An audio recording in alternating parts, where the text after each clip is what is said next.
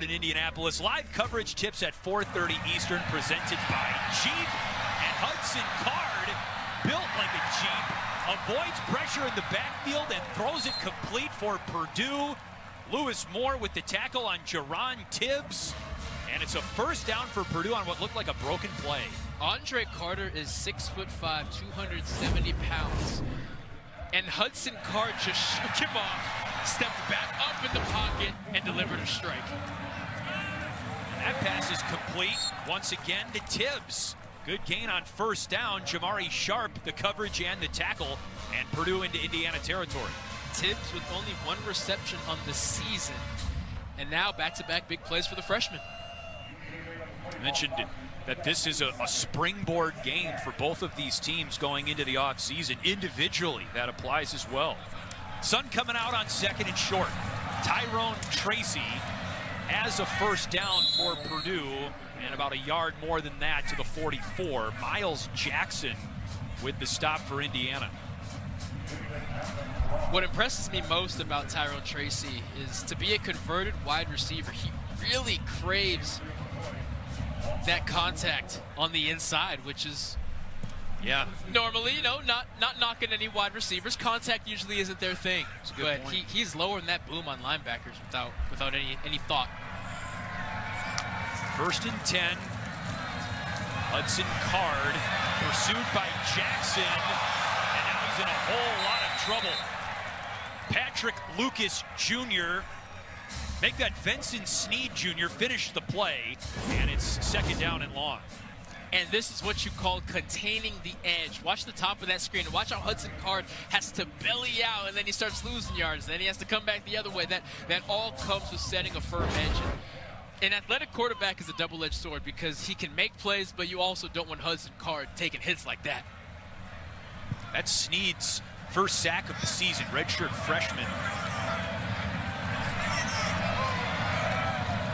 Second and 13. Card complete, and a broken tackle for George Burhan, the true freshman from McCordsville, Indiana, just outside of Indianapolis. Philip Dunham, the tackle. And that is going to drive defensive coordinator for Indiana, Matt Guerrieri, crazy. Missed tackles have just been their Achilles heel in recent weeks. First and 10.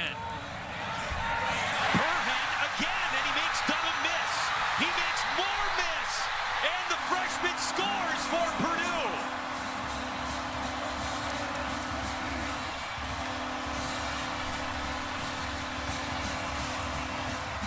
Burhan did not have a catch this season. He's got 2 on that drive in his first career touchdown. Purdue 1 away from tying it up. And I love watching a young player celebrate. So they hit him with the screen and go at the bottom. That was that pump fake, and that's how Burhan gets so open. And then it's again with the missed tackles. He should be down right there. He breaks that. He should be down right there. He breaks that, and he gets into the end zone. Ben Freehill for the point after try. Oh, it's a drop snap. And Brendan Cropsey is swallowed up in the backfield of the special teams play, and Indiana maintains a lead. Botched extra point for Purdue, but the Boilermakers are on the board, now down 7-6 to cap that drive. Purdue misses the extra point. Indiana leads 7-6. Freehill's kick. Lucas from the 11. Jalen Lucas cuts it back. A little bit of room, and Lucas gets all the way across the 35-yard line. And a flag comes in. Lucas was out of bounds, and he's signaling it was a late hit. Seems pretty happy about that. He seems very happy. He's an All-American returner last year, and really the past 2 weeks he's been one guy away from a house call. Now you're going to see him get close to this sideline. Into the play. Right before the contact, then that's the right call. Number 32 with a late hit out of bounds. 15-yard penalty be added on to the end of the run. First down. was Joseph Jefferson with the late hit out of bounds. Brock, take us back to that touchdown for Purdue. You're going to see George Burhen and Jerron Tibbs here on the bottom, the two true freshmen. And Burhen is going to start this play, block, block, block, boom, and I'm gone. Man coverage, the guy who's on me isn't looking at me, and that's going to free me up. Watch here and look at Lewis Moore. Block. Okay, my guy's blocking. I'm going to fire. Nope. I'm incorrect, and Burhen is behind me, and then it's again with the missed tackles. Back-to-back plays to finish up that series. 4 missed tackles for IU combined. Now 1st and 10 Indiana from the Purdue 49 to start this drive. Great field position. Sorsby doesn't pull the trigger, and he picked up a yard. It's 2nd down. Run out of bounds by Will Helt.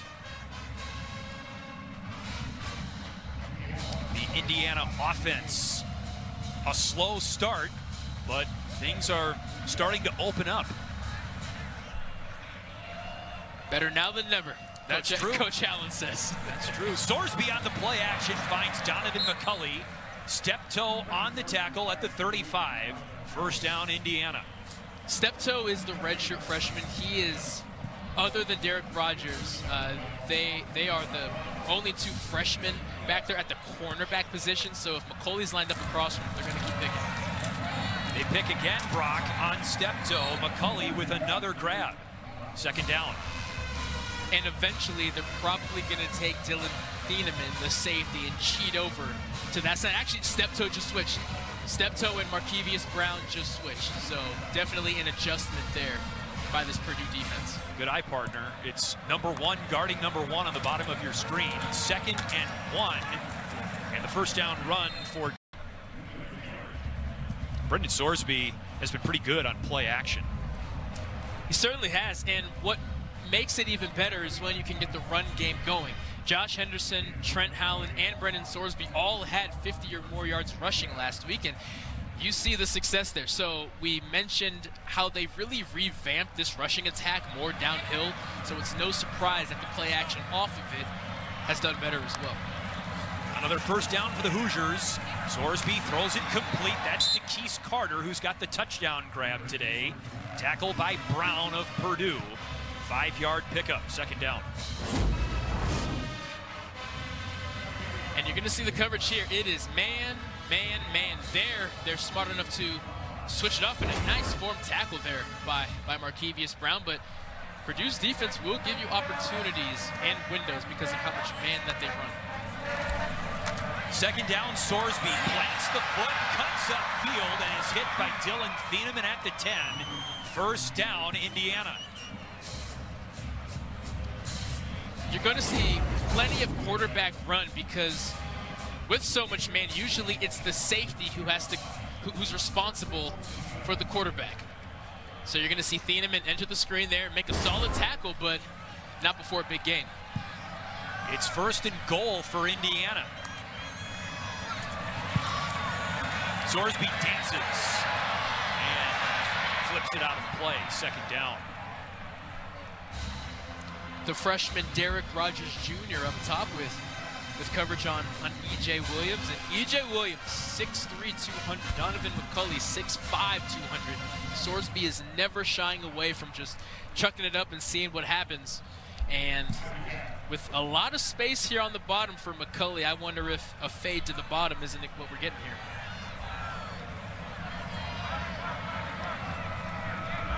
Looks like it's just one-on-one coverage, Brock. Sorsby looking that way to the end zone. McCulley waiting for the signal. Touchdown, Indiana. What a catch, just in bounds by McCulley. When you see Donovan McCulley with that much space, fade has to be the first thing on your mind. Now that is an expertly delivered ball and an expert catch by Donovan McCulley. Physical too. They're trying to shed Markevius Brown, is playing very physical with him, but coverage wasn't that bad. Coverage was not bad. It's a perfect placement of the football. It puts Brown in a very tough position. Chris Freeman for the point after try. No trouble. 2 touchdowns through the air for Indiana and Brendan Sorsby. He's got 14 touchdowns at Big10Plus.com.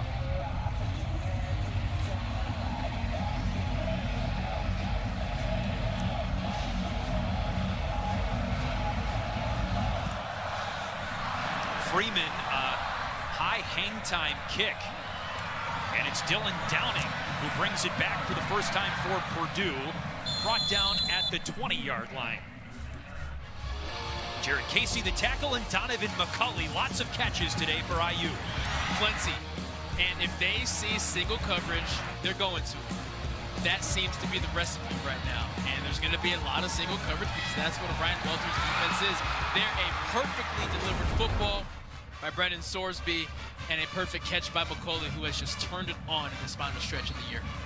Remember, McCulley is from Indianapolis, and head coach Tom Allen told us that after entering the program as quarterback, he actually approached the coaching staff about switching to wide receiver. Felt like that was where he had the most long-term potential in the sport. I think Devin Mockabee has found his home at the running back position, but even though he broke a couple of tackles, he just couldn't get around the perimeter. Jordan Greer and Philip Dunham out of the defensive backfield for Indiana.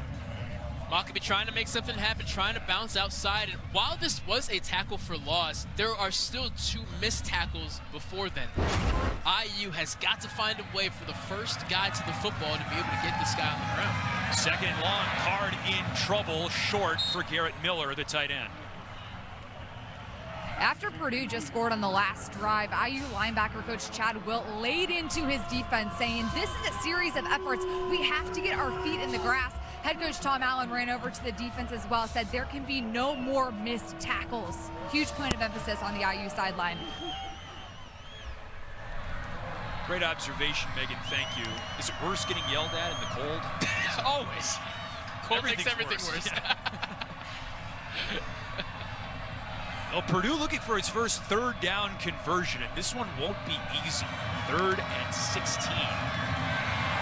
Mockabee got through the line of scrimmage, but was shouldered down by Josh Sanguinetti at the 21-yard line. 4th and 9. Couple boos coming from the stadium, but look, this is a 1-possession game. There's not many plays for 3rd and forever.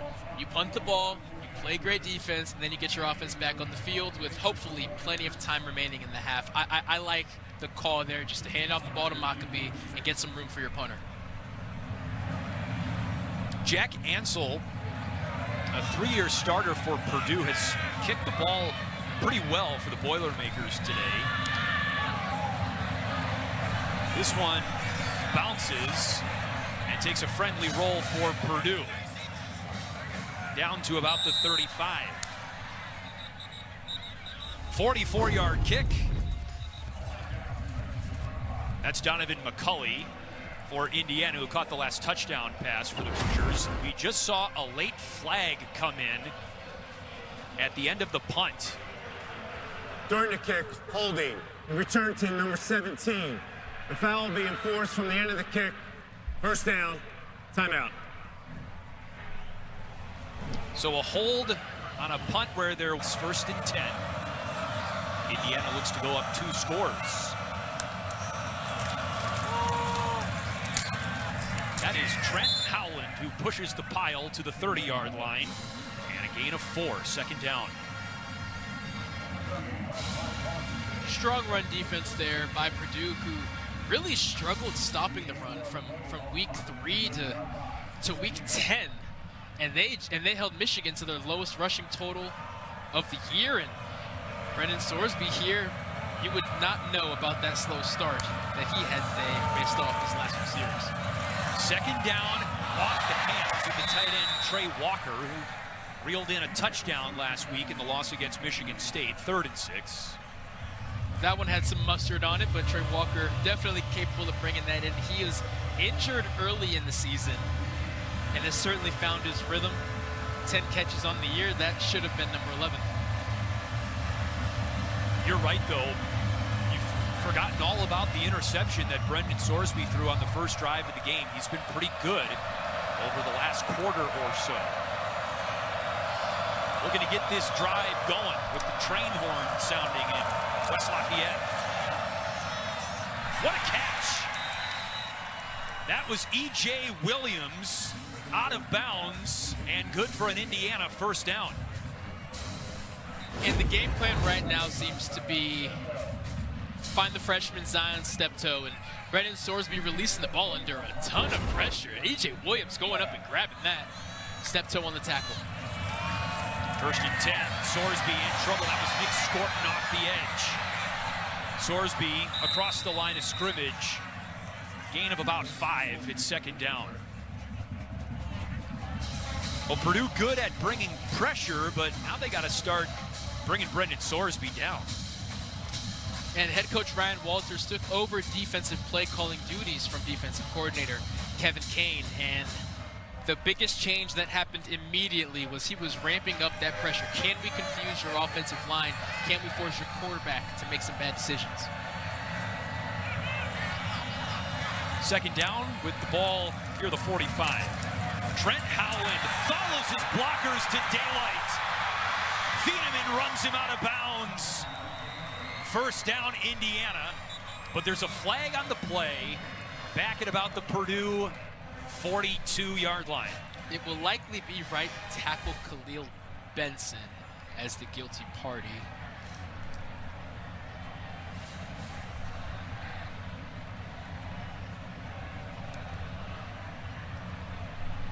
A lot of discussion.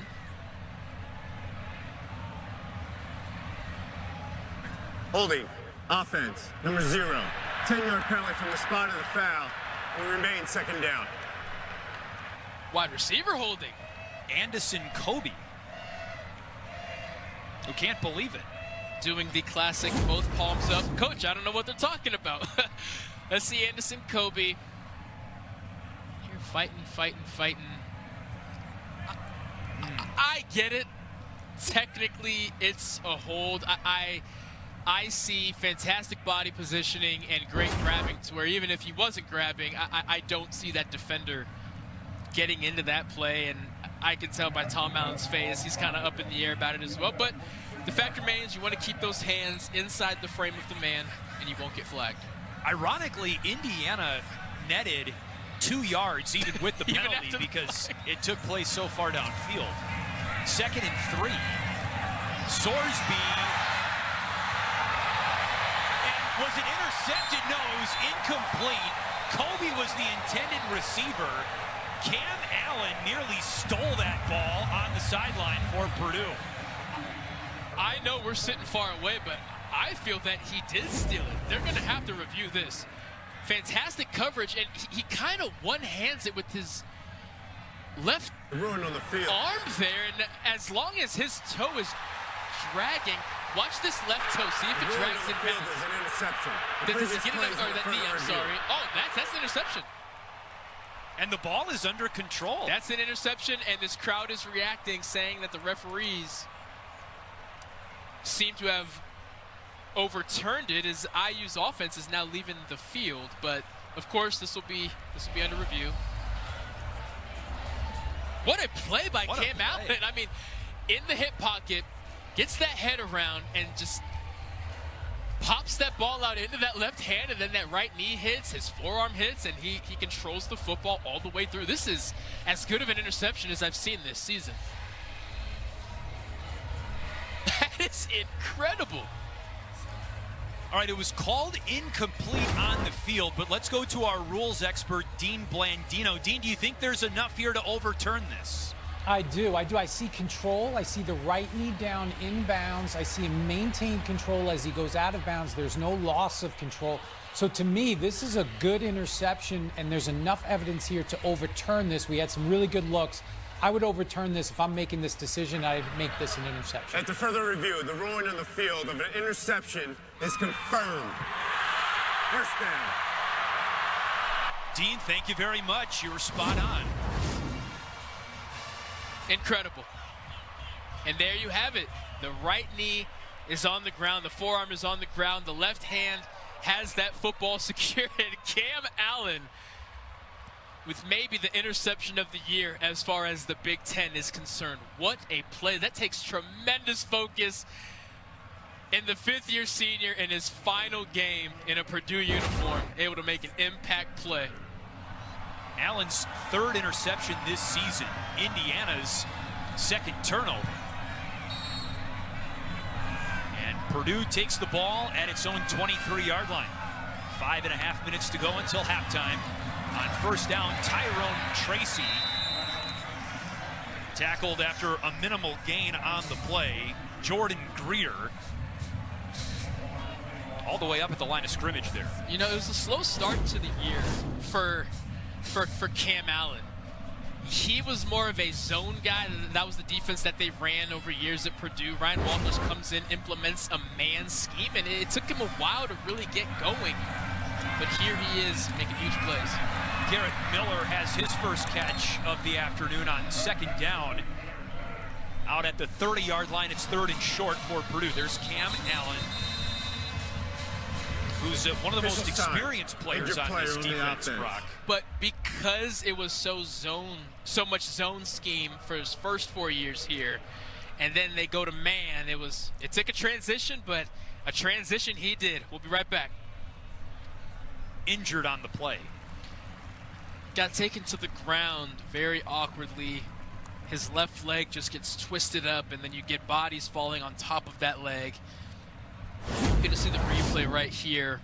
And you're going to see his left leg as he turns to go upfield.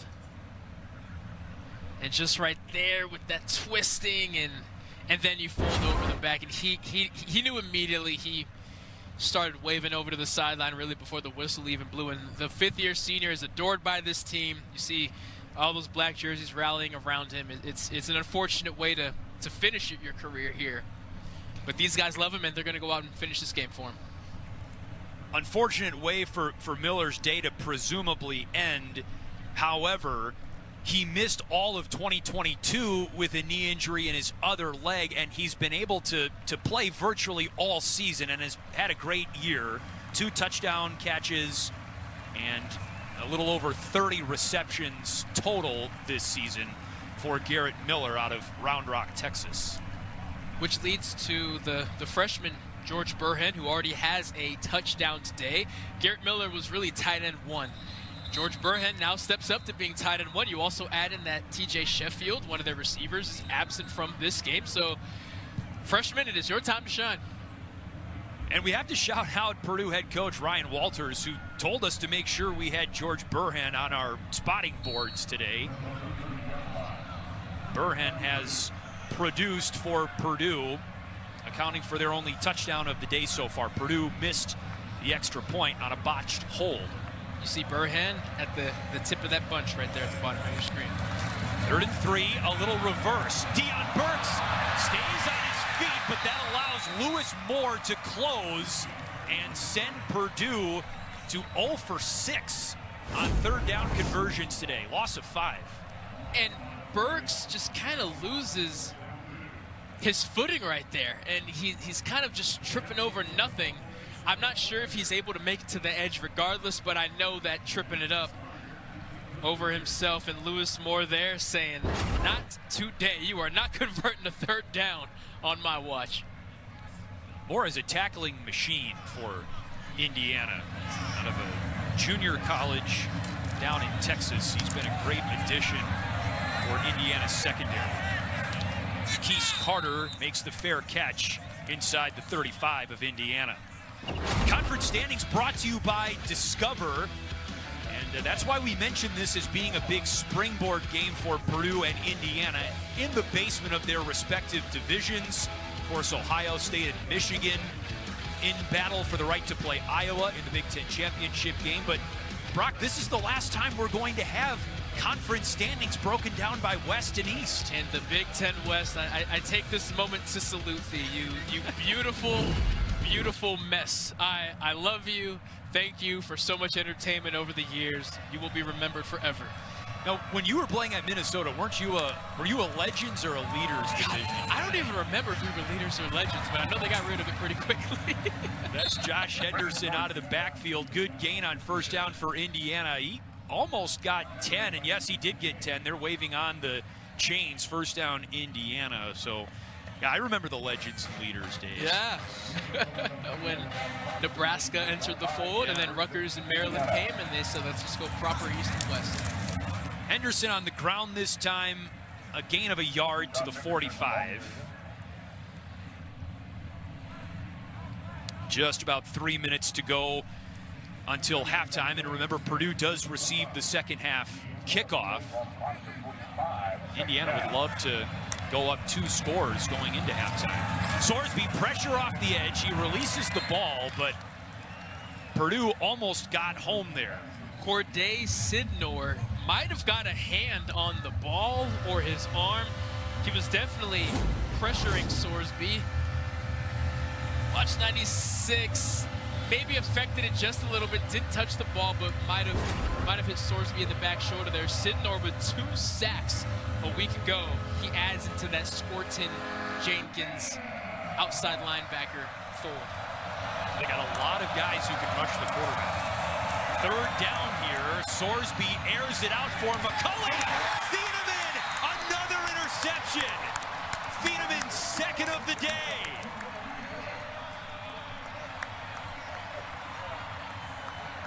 And Thieneman just set a Purdue freshman record for interceptions. What a season. He just tracks that football so well. See, that is a sign of an instinctive safety. You saw him break before Sorsby even let go of the ball. You see him at the top of the screen. He knows exactly what is coming, and Thieneman goes up and gets it. He can track that football so well, goes up and gets it, and then looks down to make sure he can toe tap his way to secure it. I know that the freshman All-American lists do not get released for a couple more weeks. He's on it. It's a done deal. It is a permanent marker. Dylan Thieneman, freshman All-American, I promise you. That's Devin Mockabee on first down across the 25 to the 26. Anthony Jones in on the stop and a gain of 4. In that week 1 game against Fresno State, I thought, man, Hudson Card can sling the rock, but I also thought, who is 31 who was tearing it up? And here we are 13 weeks later, and he's still doing it. Second down, Card to the sideline, and the pass is caught. That's Burhen, the freshman tight end, already with a touchdown grab today, first down.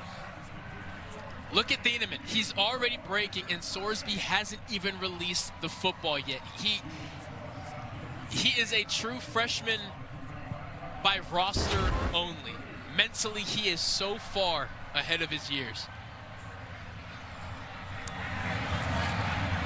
Card to the flat. That's Burhen with his 4th catch of the day, eating up yardage.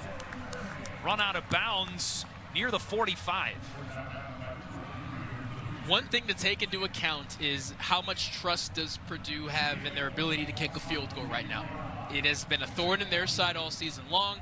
There's been a missed PAT earlier, so Hudson Card probably has to get a little closer than you would think here. Second and short, Mockabee on the ground. Over the 45-yard line to the 47. Tackled by Aaron Casey and Jacob Mangum-Farrar, the 2 linebackers for Indiana. With all 3 timeouts, Purdue can attack the middle of the field here, so IU can't just play it safe and protect the boundary. First and 10, under 90 seconds until halftime. Card in deep trouble. Still in trouble. Card now has Indiana's defense on the ropes. Runs out of bounds at the Indiana 45. Third down, make that second down, and 2 coming up after a gain of 8. And IU's defensive front thinks they have a sack there. Nope, they think they have a sack here. Nope, he gets outside. Houdini. And then gets upfield. Man, he is as elusive as it gets. He just has a motor. I'm not sure he ever gets tired. Deceptively elusive, given his size. Yeah. 6'3", 210. We're back in 30 seconds. Timeout, Indiana. They've trailed much of the game, but score here, get the ball back, a chance to flip the script. And again, I want to reiterate, their kickers combined 5 of 13 on field goal attempts this season, as well as a missed PAT earlier this game. They really need to get comfortable within the strong run there but by Maccabee, yes. Chris, I mean, in a normal situation, you cross that 25-yard line and you feel good about things. They're going to have to get a little closer or just keep taking shots at the end zone.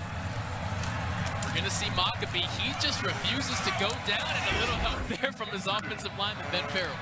First down, Purdue in Indiana territory. Hard throws it incomplete, looking for Jaden Dixon Feel. Second down. And really all kinds of time for Purdue, 55 seconds and 3 timeouts. 55 seconds, 3 timeouts. Because of those 3 timeouts, Indiana can't just abandon the middle of the field, means you can run some outside breaking routes as well. Hudson Card is as calm as it gets right now. There's a lot to work with. Maccabee. Another good gain for Devin Maccabee.